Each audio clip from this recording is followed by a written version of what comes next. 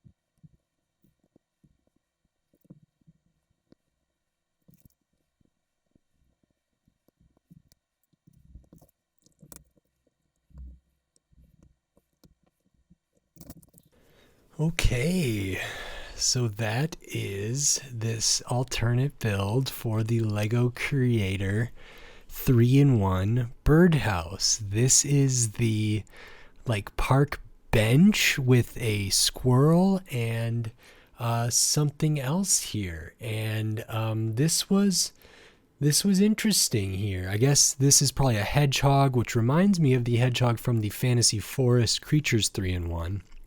Very similar, so I suppose that makes sense. I had seen this build displayed at a Lego store before. Instead of the Birdhouse, the main model, they had this one in a case. So I had been able to take a look at it, but now putting it together, I really get to appreciate more of it. And I really like how it came together. It's obviously a lot smaller than the Birdhouse. Not nearly as tall, not nearly as many pieces. There's still packed in a lot of detail in here.